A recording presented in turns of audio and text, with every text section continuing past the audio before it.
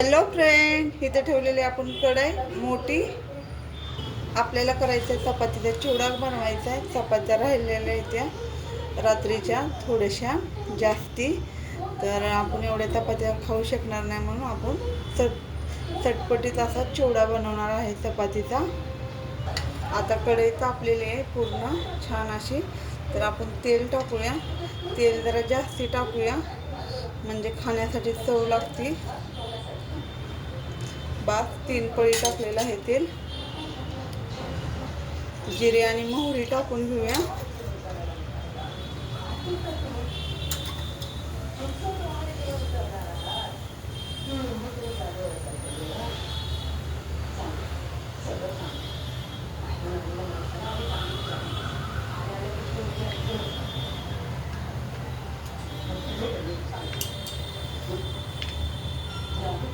अगदी थोडेसे शेंगदाणे पण टाकून घेऊया. थोडेसे तीळ टाकूया. इथं बारीक कांदा चिरून घेतलेला तो पण टाकून घेऊया.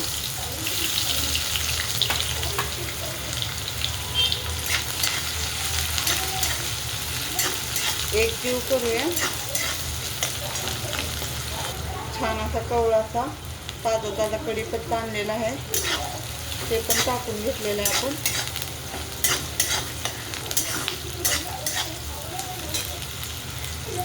आता थोडासा वाटाणा पण टाकून घेऊया.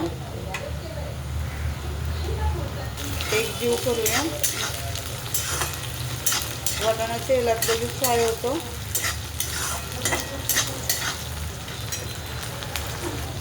हळद टाकूया.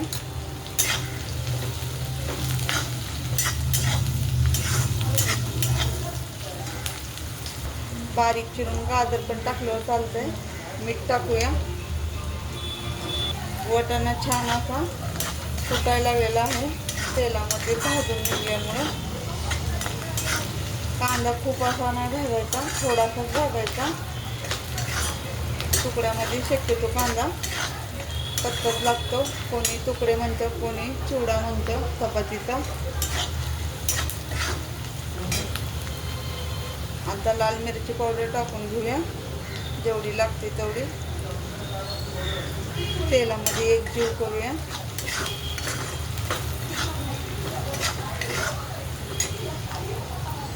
आता हे मिक्सरमधून आपण चपात्या काढलेल्या ते टाकून घेऊया.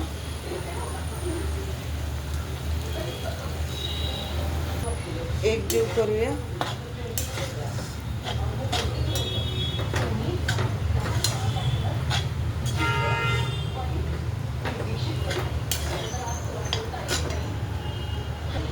थोडा पाण्याचा शितोडा टाकूया, म्हणजे चपातीला सगळा मसाला लागतो छान असा.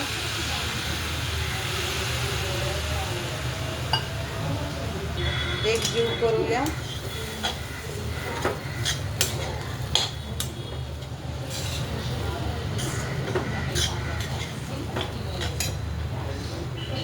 छान असं वाफलायला लागलेलं आहे.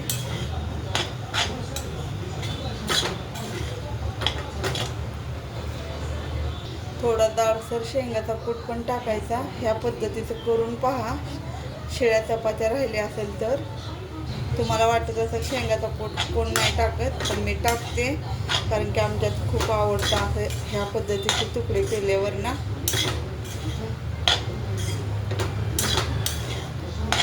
तुम्ही पण एकदा करून पहा. ह्या पद्धतीचे वाटाणे, शेंगदाणे, थोडेसे तीळ वगैरे घालून.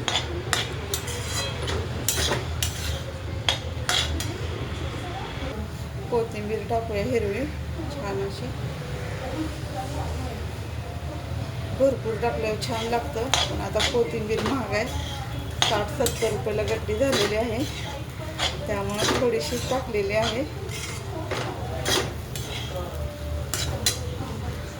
इथे घेतलेला अर्धा लिंबू, लिंबूच्या साच्यामध्ये टाकून आपण पिळून घेऊया लिंबाचा रस. आता एक जीव करून घेऊया छान असं. छान अशी वाफ राहिले.